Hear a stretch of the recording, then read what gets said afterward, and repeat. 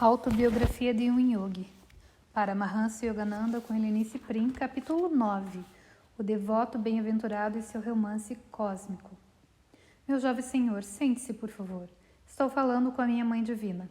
Eu entrara no quarto do mestre Mahasaya em silêncio e com grande reverência. Sua aparência angélica deixou-me inteiramente extasiado. De barba sedosa e alva, olhos grandes e resplandecentes, ele parecia a encarnação da pureza. O queixo erguido e as mãos entrelaçadas mostraram-me que minha primeira visita o interrompera no meio das práticas devocionais. As singelas palavras de boas-vindas produziram em mim a mais intensa impressão que jamais experimentara. A amarga ausência da minha mãe, causada por sua morte, representava para mim a medida de todo sofrimento. Agora, a agonia de estar separado da minha mãe divina constituía uma tortura indescritível para a alma. Caí no chão gemendo. Meu filho, acalme-se. O santo compassivo condoeu-se. Entregue a uma desolação abissal, agarrei-me a seus pés como se fossem a minha única tábua de salvação. Meu santo Senhor, rogo-lhe que interceda por mim. Pergunte à Mãe Divina se tem algum merecimento a seus olhos. Um pedido desses não é facilmente atendido. O mestre silenciou-se. Não tinha a menor dúvida de que o mestre Mahasaya conversava intimamente com a Mãe do Universo. Foi uma profunda humilhação ver que meus olhos estavam cegos para ela, perceptível naquele mesmo momento, ao olhar imaculado do santo. Agarrando-me a seus pés, sem a menor vergonha, surdo a seus suaves protestos, supliquei-lhe repetidas vezes pela graça da sua intercessão. Levarei sua súplica à bem-amada. A capitulação do mestre veio acompanhada por um sorriso gentil e compassivo. Que poder havia naquelas palavras para libertar meu ser de um tormentoso exílio? Senhor, lembre-se da sua promessa, voltarei mais tarde para receber a mensagem dela. Esperança e júbilo soavam na minha voz, que até um instante atrás soluçava de tristeza. Desci a longa escadaria, tomado de lembranças. Essa casa, no número 50 da Amherst Street, agora a residência do mestre Mahasaya, fora anteriormente a casa da minha família e o cenário da morte da minha mãe. Aqui tive o coração humano ferido pela mãe desaparecida, e aqui hoje tive a alma atormentada pela ausência da Mãe Divina. Abençoadas paredes, testemunhas silenciosas das dolorosas feridas que estavam finalmente cicatrizando. Caminhei célere até minha casa, em Gurpar Road, procurando a reclusão do meu pequeno quarto no sótão. Permaneci em meditação até às 10 horas. A escuridão da noite quente da Índia foi de súbito iluminada por uma visão maravilhosa. Num halo de esplendor, a Mãe Divina encontrava-se diante de mim, sorrindo com ternura. Sua face era a imagem da beleza. Sempre te amei, sempre te amarei. Com a entoação celestial ainda ressoando no ar, ela desapareceu. Mal o sol da manhã seguinte despontara no horizonte, fui fazer minha segunda visita a mestre Mahasaya. Subi a escadaria daquela casa de pungentes recordações e cheguei aos seus aposentos no quarto andar. A maçaneta da porta, que se encontrava fechada, estava envolta num pedaço de pano. Um sinal, pensei, que o santo desejava privacidade. Fiquei parado, hesitante, no patamar da escada, mas a porta não tardou a abrir-se pela mão afável do mestre. Ajoelhei-me a seus pés santos. Assumi de brincadeira uma expressão solene para esconder a alegria divina que sentia. Senhor, vim muito cedo, reconheço, em busca da sua mensagem. A mãe bem-amada disse algo sobre mim? Jovem senhor Traquinas. Não fez mais nenhum comentário. Aparentemente, a minha pretensa expressão grave não me impressionara. Por que tão misterioso, tão evasivo? Será que os santos nunca falam claramente? Talvez eu estivesse sendo um pouco desafiador. Precisa me pôr à prova? Seus olhos tranquilos estavam cheios de compreensão. Será que eu poderia acrescentar uma única palavra? Agora, de manhã, a afirmativa que você recebeu ontem à noite, às 10 horas, da formosa mãe? Mestre Mahasaya possuía o controle das comportas da minha alma. Prostrei-me de novo aos seus pés. Contudo, desta vez, minhas lágrimas eram motivadas por júbilo e não por sofrimentos passados.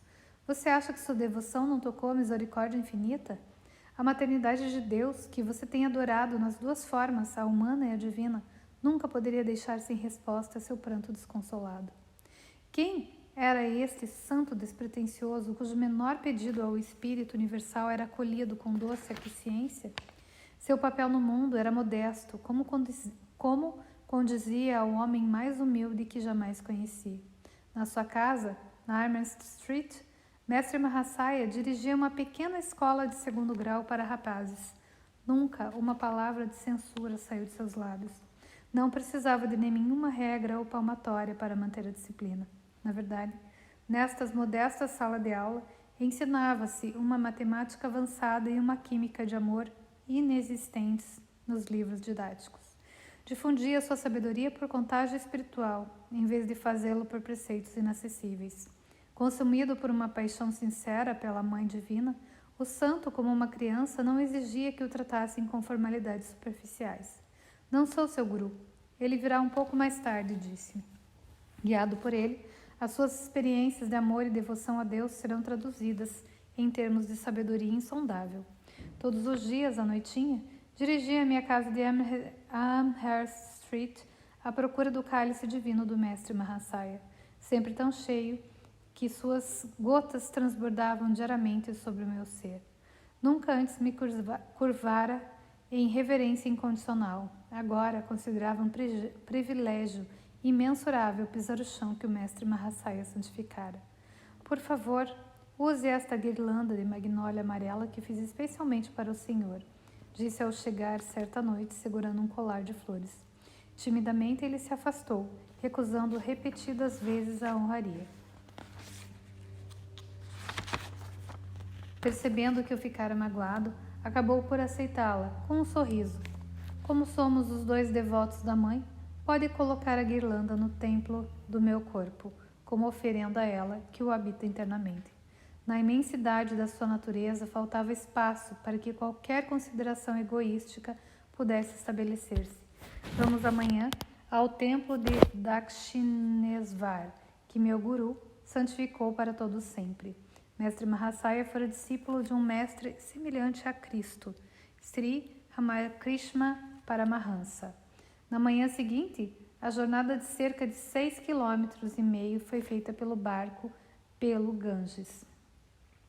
Entramos no templo de Kali, de 9 domos, onde as imagens da Mãe Divina e de Shiva se apoiam no lótus de prata polida de 1000 pétalas, meticulosamente cinzeladas.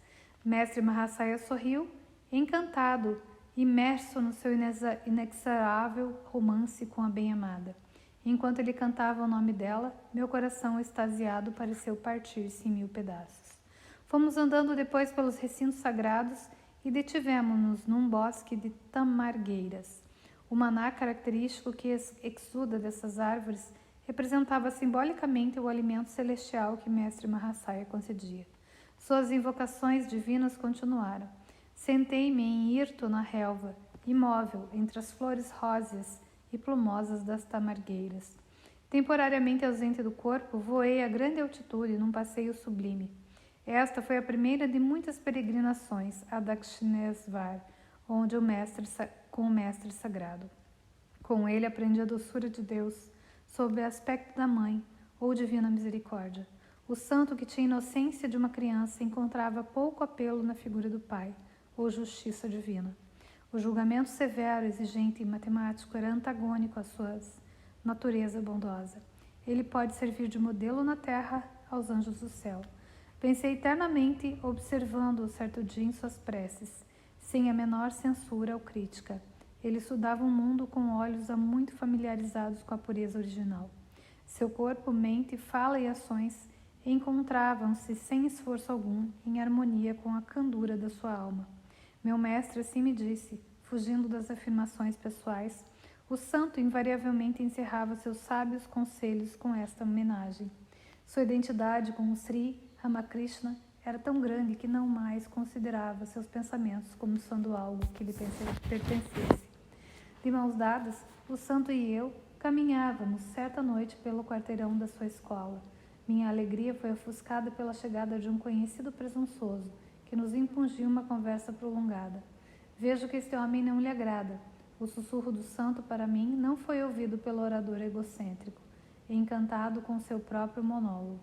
Já falei com a Mãe Divina sobre isso. Ela compreende nossa situação aborrecida e prometeu lembrá-lo de um assunto urgente logo que chegarmos àquela casa vermelha. Fixei meus olhos no local de salvação. Chegando ao portão da casa vermelha, o homem, sem explicações, virou-se e foi embora, sem terminar a frase nem se despedir. Com alívio, a paz voltou a reinar na atmosfera ultrajada. Um outro dia, quando caminhava sozinho nas imediações da estação ferroviária de Rouha, detive-me por um momento perto de um templo, criticando silenciosamente um pequeno grupo de homens que, com tambores e símbolos, entoavam um cântico estridente. Como é possível usar o divino nome do Senhor de maneira tão pouco piedosa, repetindo-o mecanicamente? Pensei. Meu olhar revelou o espanto que senti com a rápida aproximação de Mestre Mahasaya. Senhor, o que faz aqui? O santo, ignorando a pergunta, respondeu ao meu pensamento. Não é verdade, meu filho, que o nome do amado soa com suavidade em todos os lábios, sejam de ignorantes ou de sábios? E abraçou-me afetuosamente. Vi-me transportado em seu tapete mágico à presença misericordiosa. Gostaria de ver alguns bioscópios? Essa pergunta feita por Mestre Mahasaya uma tarde deixou-me incrédulo. Aquele termo era, na época, usado na Índia para designar filmes. Concordei, contente de estar na companhia dele em qualquer lugar. Uma caminhada rápida nos levou ao jardim situado a Calcutta University. Meu companheiro indicou um banco perto do Golgi ou lago. Vamos sentar-nos ali durante alguns minutos. Meu mestre sempre pedia que eu meditasse quando visse uma extensão de água. As águas plácidas nos fazem lembrar a vasta serenidade de Deus. Como todas as coisas se refletem na água, assim, o universo inteiro se espelha no lago da mente cósmica. Era o que meu Guru Deva sempre dizia. Depois entramos nos salões da universidade, onde se realizava uma palestra terrivelmente enfadonha, apesar de ocasionais projeções de slides, também sem qualquer interesse.